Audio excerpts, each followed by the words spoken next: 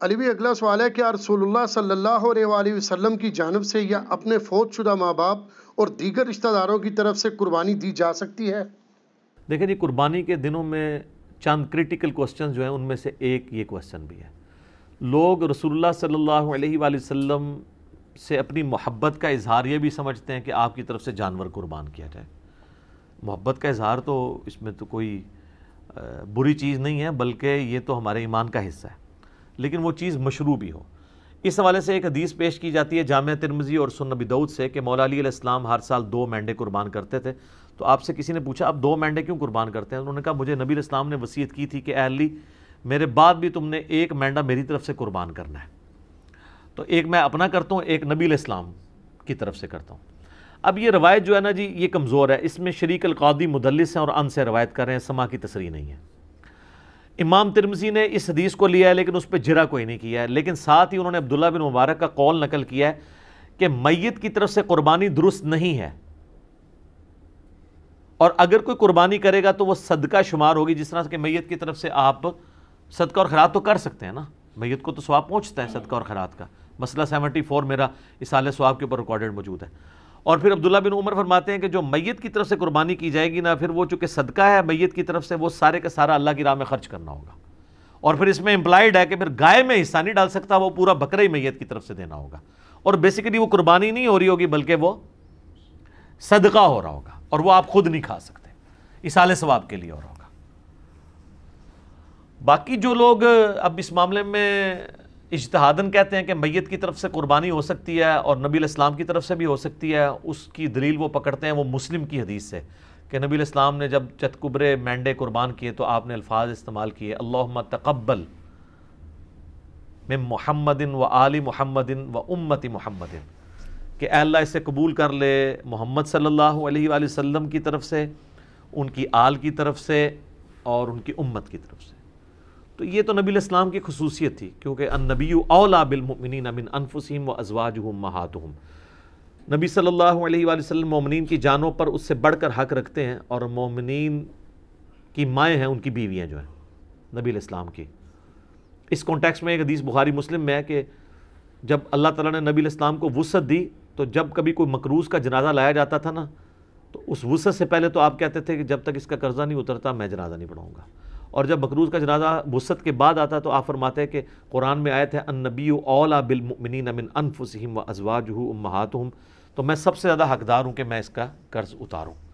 یعنی آپ علیہ السلام نے یعنی خالی اس رشتے کو اویل نہیں کیا۔ یہاں تو پیری مریدی میں لوگ کیا کہتے ہیں کہ وہ پیر کہتا ہے کہ مرید میرے لیے قربانی کرے کیونکہ میرا اس کی جان سے بڑھ کے اس پہ حق ہے، اور رسول اللہ کا تو واقعی ہم پہ ہماری جان سے بڑھ کر حق ہے، اور حضور کہہ رہے ہیں حق تو میرا ہے اس کے اوپر، لیکن جب اس پہ اس طرح کا وقت آیا تو میں اس کے روحانی باپ کی حیثیت سے اس کا قرضہ خود اتاروں گا۔ روحانی باپ تو ہے نا امت کے۔ صلاۃ بر محمد و آل محمد، اللہم صلی علی محمد و علی آل محمد۔ تو اس حدیث کے تحت لوگ کہتے ہیں کہ جی وہ جو نبی علیہ السلام نے کہا کہ میری طرف سے اور میرے گھر والوں کی طرف سے، آل کی طرف سے، امت کی طرف سے، تو کہتے ہیں پھر امت بھی اگر حضور کی طرف سے کر دے تو پھر میں یہ کہوں گا کہ یہ پھر مسئلہ اجتہادی ہے، ضعیف احادیث بھی اس کو سپورٹیو ہے، اگر کوئی دینا چاہتا ہے ضرور دے، لیکن گائے میں نہ حصہ ڈالیں،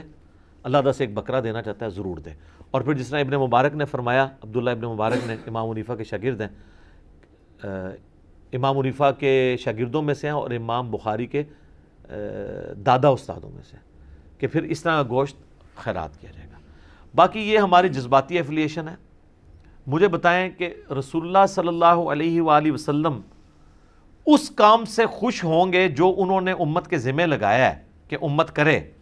یا اس کام سے خوش ہوں گے جو امت کے ذمہ لگائے نہیں ہے اور امت دھونس اور زبردستی کے ساتھ اتری ہوئی ہے؟ چلیں اگر آپ مولا علی والی حدیث سے پلی لیتے ہیں، وہ تو مولا علی کی ڈیوٹی لگائی نا، حضور نے امت کو تو نہیں کہا میرے بعد میرے نام کے کرتے رہنا، پھر بھی آپ اگر ان الفاظ پہ بھی جائیں گے تو وہ مولا علی کے لیے۔ اچھا اب آ جائیں یہاں پر اگر آپ کے عام امتی، تو عام امتی کے ذمہ جو کام ہے نا سر، وہ سورۃ الاعراف آپ پڑھ کے دیکھیں، میں نے پہلے بھی کئی دفعہ یہ چیز بیان کی ہے، میں آج پھر بیان کر دیتا ہوں۔ نبی علیہ السلام کا جہاں پہ ذکر خیر آیا نا کہ اگلی کتابوں میں آپ کا ذکر ہے، 157 نمبر آیت ہے، اللہ تعالیٰ نے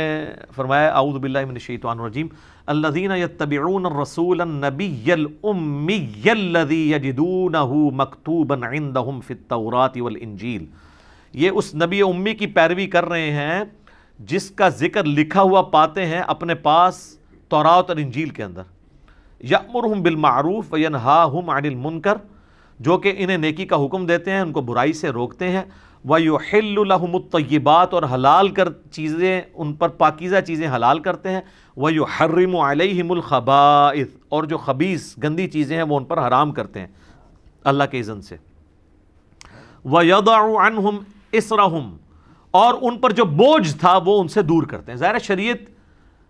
کی پابندیاں بوجھ نہیں ہوتی ہیں، بلکہ شریعت کی وجہ سے جو خام خواہ کے بوجھ آپ پہ ڈلے ہوتے ہیں وہ اتر جاتے ہیں۔ والاغلال التي كانت عليهم، اور جو ان کے گردنوں میں توق پڑے تھے وہ ان سے دور کرتے ہیں۔ خام خواہ کے ایک ان کی روایتیں چل رہی تھیں، جس طرح یہاں بھی آپ دیکھ لیں، جو ایک اللہ کا ہوتا ہے وہ پھر کسی بابے سے نہیں ڈرتا، اور جو اللہ کا نہیں ہوتا وہ جو قبر دیکھتا ہے، جو جھنڈا دیکھتا ہے اس کے آگے، یہ ڈرائیوروں کو آپ دیکھیں نا، راستے میں جتنے مزار ہیں نا دور سے یوں کرتے جاتے ہیں، یہ ان کی گردنوں میں توق ہے نا، اتنے ڈرے ہوئے ہیں، دور دور سے یوں کر رہے ہوتے ہیں۔ تو نبی علیہ السلام نے سب جھوٹے خداؤں کو سائڈ پہ کر کے ایک خدا کا تعارف کروایا، اور ہم نے آپ کو سارے جھوٹے بابوں سے ہٹا کے رسول اللہ کے قدموں تک پہنچایا۔ ما ضل صاحبکم وما غوی صلی اللہ علیہ وآلہ وسلم۔ پھر اللہ تعالیٰ فرماتا ہے فالذین آمنوا بہ، پس جو لوگ ان پر ایمان لائے، وعزروہ ونصروہ، اور ان کی عزت کی اور ان کی مدد کی، واتبعوا النور الذی انزل معہ، اور پیروی کی اس نور کی یعنی قرآن کی جو ان کے ساتھ نازل ہوا، اولئک هم المفلحون، ایسے ہی لوگ ہیں جو فلاح پا گئے۔ تو اللہ تعالیٰ فرما رہا ہے کہ رسول اللہ صلی اللہ علیہ وآلہ وسلم کے ساتھ محبت کا تقاضا یہ ہے کہ آپ ان پر ایمان لاؤ، قرآن کی پیروی کرو، اور رسول اللہ کی اس کاز میں جس کاز کے لیے وہ دنیا میں آئے ان کی مدد کرو۔ آج بھی رسول اللہ کی آپ نے مدد کرنی ہے، یعنی ان کے دین کی مدد کرنی ہے۔ یہ یعنی رسول اللہ صلی اللہ علیہ وسلم ہمارے محتاج نہیں ہے، لیکن جو ایک روحانی باپ کی حیثیت سے ہم پر حق ہے ان کا، جو بخاری مسلم میں آپ نے یوم النحر کے خطبے میں بھی کہا ہے اور یوم عرفہ کے خطبے میں بھی، کہ کیا میں نے اللہ کا پیغام تم تک پہنچا دیا؟ سب نے کہا یا رسول اللہ پہنچا دیا۔ آپ نے فرمایا اب تمہاری ذمہ داری ہے کہ اس پیغام کو دوسرے لوگوں تک پہنچاؤ۔ پھر 3 دفعہ آپ نے گواہ بھی کیا، اللہم اشہد اللہم اشہد اللہم اشہد، اے اللہ گواہ رہنا، اے اللہ گواہ رہنا، گواہ رہنا، یہ لوگ مان رہے ہیں کہ میں نے پیغام پہنچا دیا۔ تو نبی علیہ السلام اس کو شہادت علی الناس کہتے ہیں، اللہ کے گواہ بن کے انسانیت کے اوپر کھڑا ہونا، ٹھیک ہے؟ تو یہ آپ کی ذمہ داری ہے۔ ہم لوگ یعنی اس ٹینشن میں پڑے ہوتے ہیں کہ میں نے حضور علیہ السلام کے نام کا بکرا کرنا ہے، ٹھیک ہے؟ یا کوئی شخص انگوٹھے چومنے کو محبت کا اظہار سمجھتا ہے۔ سر محبت کا اظہار اس کو آپ سمجھیں، میں اس کو فیل کر سکتا ہوں، میں ایک ادنا سا انسان ہوں، مجھے میرے ساتھ جو لوگ اٹیچ ہیں، میرے لیے کوئی کھڑا ہو جاتا ہے مجھے تو برا لگتا ہے، یا کوئی میرے لیے جھک جاتا ہے یا مجھے کوئی پروٹوکول دیتا ہے تو مجھے نہیں لگتا، اچھا نہیں لگتا۔ مجھے اچھا وہ بندہ لگ رہا ہوتا ہے کہ جو ہم نے یہ دعوت توحید اور سنت کی دعوت بلند کی ہے اس کے لیے قربانیاں دے رہا ہے۔ یہ میں اس چیز کو سمجھ سکتا ہوں، ایک چھوٹے سے لیول پہ کام کرنے والا، اور میں اس کو فورس ہی کر سکتا ہوں کہ وہ جو شخص ہماری اس دعوت میں ہمیں سپورٹ نہیں کر رہا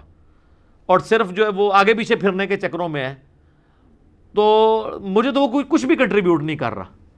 میرا بازو تو وہ بنا ہوا ہے کہ جو ہم کاز کے لیے اٹھے ہیں اس میں مجھے سپورٹ کرے، تو اس کو مجھے یہ کہنے کی ضرورت نہیں پڑے گی کہ علی بھائی میرے لیے دعا کریں، میرے اندر سے اس کے لیے دعائیں نکل رہی ہوں گی۔ سیدھی سی بات ہے۔ اب جو لوگ بھی سوشل میڈیا پہ ہماری اس دعوت کو عام کر رہے ہیں، میں نے کئی لوگوں کو دیکھا تک نہیں ہے، لیکن میرے دل سے دعا، کوئی اچھا کلپ کسی نے اچھا تھمبنیل بنایا، میں اس کے لیے دعا میرے دل سے نکلتی، یار یہ اس کاز میں ہمیں سپورٹ کر رہا ہے۔ تو رسول اللہ صلی اللہ علیہ وآلہ وسلم کے تو ذمہ اتنی بڑی ذمہ داری اللہ نے لگائی ہے، وَمَا أَرْسَلْنَاكَ إِلَّا كَافَّةً لِلنَّاسِ بَشِيرًا وَنَذِيرًا، پوری انسانیت کے لیے آپ کو ڈر سنانے والا اور خوشخبری سنانے والا بنا کے بھیجا گیا۔ تو آپ علیہ السلام کی تو خوشی اس میں ہوگی کہ آپ کے ہم میسج کو آگے لے کے چلیں، نہ کہ قربانی کے دنوں میں ہم اس چکر میں پڑ دیں کہ نبی علیہ السلام کے نام کا بکرا کرنا ہے نہیں کرنا۔ کئی لوگ تو ایسے ہیں جو کہتے ہیں ہمارے پاس ایک ہی بکرے کے پیسے تھے تو ہم نے نبی علیہ السلام کے نام کا کر دیا، اپنا کیا ہی نہیں ہے۔ یہ کون سی شریعت میں عمل ہو رہا ہے؟ تو رسول اللہ صلی اللہ علیہ وآلہ وسلم اس عمل سے خوش ہوں گے جو آپ چاہتے ہیں آپ سے۔ آپ کی عزت کا کوئی بھی معیار جو آپ نے رکھا ہے وہ قابل قبول ہوگا، اور جو آپ صلی اللہ علیہ وآلہ وسلم نے نہیں رکھا وہ مردود بھی ہو سکتا ہے، قابل قبول بھی ہو سکتا ہے، لیکن وہ تو ڈیفینیٹلی قابل قبول ہے جو آپ نے رکھا ہے۔ جامعہ ترمذی میں موجود ہے، ابو داؤد اور ابن ماجہ میں ڈیٹیل حدیث ہے،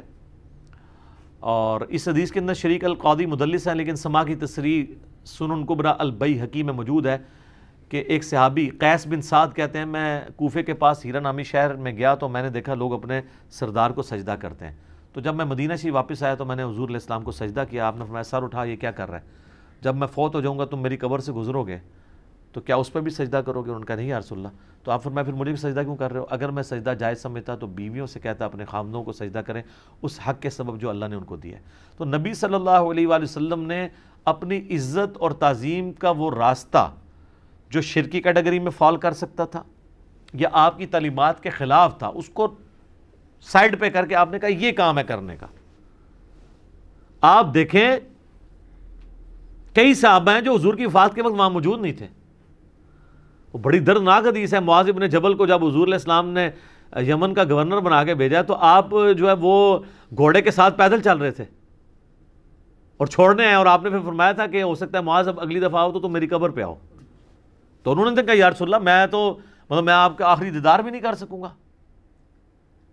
سر پوری زندگی انہوں نے قربانیاں ساتھ دی تھی، وہ تو زیادہ حقدار تھے کہ وہ حضور کے ساتھ، لیکن ان کو پتا تھا یار حضور کی کاز کے لیے ہم جا رہے ہیں۔ حجۃ الوداع کے موقع پر صحابہ کرام نکلے ہیں تو پھر جناب لوگوں کو پتہ نہیں کہاں کہاں انہوں نے پیغام پہنچایا ہے۔ جو قادسیہ یرموک لڑنے کے لیے گئے ہیں وہ تو اپنی لائف کنکلوڈ کر کے گئے ہیں نا، کتنے لوگ شہید بھی ہو گئے وہاں پہ۔ تو یہ آپ حضور کے نام کے جانور دینے کی بجائے نا سر حضور کی کاز کے لیے آپ ان کی مدد کریں، جو اللہ تعالیٰ کی آپ سے ریکوائرمنٹ ہے، جو نبی علیہ السلام کی ریکوائرمنٹ ہے۔ جامعہ ترمذی ابو داؤد میں حدیث ہے، نبی علیہ السلام فرمایا اللہ اس کا چہرہ خوش و خرم رکھے جو ہماری حدیث سنے اور آگے لوگوں تک پہنچائے۔ حضور دعائیں دے کے گئے ہیں ان لوگوں کو جو آپ کا پیغام لوگوں تک پہنچا رہے ہیں، ٹھیک ہے۔ اور پھر حجۃ الوداع پہ آپ کی تلقین، پھر غدیر خم پہ آپ کی تلقین، قرآن اور اہل بیت، قرآن اور سنت، اور آگے پہنچاؤ آگے پہنچاؤ۔ کیوں؟ اس امت کی ذمہ داری ہے۔ یہ میں بار بار جو آپ کو کہہ رہا ہوں، آپ کو یہ بتایا جاتا ہے کہ اس امت کی فضیلت رسول اللہ کی وجہ سے ہے، حالانکہ اس کو ڈیپ ڈنگ کرے تو یہ اس امت کی فضیلت رسول اللہ صلی اللہ علیہ وآلہ وسلم کے خاتم النبیین ہونے کی وجہ سے ہے، کہ نبیوں والا کام جو پہلے نبی کرتے تھے، چونکہ آپ پوری کائنات کے لیے پیغمبر بنا کے بھیجے گئے ہیں، وہ آپ کے بعد چونکہ اب نبی کوئی نہیں آنا تو وہ کام آپ کی امت کو ٹرانسفر ہوا ہے۔ اس کام کے ٹرانسفر ہونے کی وجہ سے یہ امت افضل ہے، صرف چھڑا حضور علیہ السلام کا نام لگانے کی وجہ سے نہیں۔ اور اگر آپ یہ کہیں میرا اجتہاد ہے تو میں آپ کو قرآن کی آیت پیش کروں گا، کنتم خیر امۃ اخرجت للناس تأمرون بالمعروف وتنہون عن المنکر وتؤمنون باللہ، تم بہترین امت ہو جو لوگوں کے نفع کے لیے نکالے گئے ہو، لوگوں کو اللہ کی طرف بلاتے ہو، یعنی لوگوں کو نیکی کی طرف بلاتے ہو، برائی سے روکتے ہو، اور اللہ پر ایمان لاتے ہو۔ ایمان تیسرے نمبر پہ ذکر ہوا ہے کہ ایمان سچا اس کا ہے جو لوگوں کو اللہ کی طرف بلائے، نیکی کے کاموں کی طرف برائے، برائی سے روکے۔ تو نبی علیہ السلام کا منصب تو یہ تھا، اور آپ کی مدد آپ نے اس طریقے سے کرنی ہے۔ یہ حضرت عیسیٰ علیہ السلام اپنے ساتھیوں سے جب کہہ رہے ہیں من انصاری اللہ، تو کوئی مطلب نعوذ باللہ من ذالک کو دنیاوی طور پہ کوئی فوڈ چین کھولنے کے لیے تو نہیں وہ کہہ رہے تھے، دین کے مدد کے لیے۔ تو حواریوں قال الحواریون نحن انصار اللہ، ہم جو ہیں وہ اللہ کے مددگار، اس کے دین کے مددگار ہیں۔ تو رسول اللہ کے نام کے بکرے قربان کرنے کی بجائے نا آپ دین میں ان کے لیے مدد کریں اور اس دین کے پیغام کو پہنچائیں، یہ ہے کام کرنے والا۔ تو باقی ساری چیزیں تو ثانوی ہیں، باقی آپ اصالہ ثواب کے اوپر مسئلہ 74 میرا دیکھ لیں، 10 لاکھ سے زیادہ لوگ وہ یوٹیوب پہ ویڈیو دیکھ چکے ہیں، بلکہ 1.2 یا 1.3 ملین کے قریب لوگ دیکھ چکے ہیں۔ اس میں میں نے اصالہ ثواب کی ساری شکلیں بیان کی ہیں، تو اس کیٹیگری میں یہ ضرور فال کرے گا۔ قربانی والا مسئلہ جو ہے وہ مختلف ہے، باقی وہ جو حدیثوں سے سہارا لیتے ہیں وہ روایتیں کمزور ہیں، اور پھر زیادہ سے زیادہ مولا علی کی خصوصیت ہوگی، اور باقی رہا رسول اللہ کا کہنا کہ محمد آل محمد اور امت محمد کی طرف سے قبول کر، تو یہ نبی علیہ السلام کی خصوصیت ہے۔ ورنہ تو آپ بھی جب پھر قربانی کریں تو آپ بھی کیا پھر یہ ساتھ کہیں گے کہ میری طرف سے، میرے گھر والوں کی طرف سے، رسول اللہ کی طرف سے اور پوری امت کی طرف سے قبول کر، لہٰذا پوری امت نے کرنے کی ضرورت ہی نہیں ہے، ٹھیک ہے؟ اس طرح تو نہیں ہے۔ تو اس جو خصوصیت والی چیز ہے اس کو اس طریقے سے دیکھنے کی ضرورت ہے، ٹھیک ہو گیا؟ جزاکم اللہ۔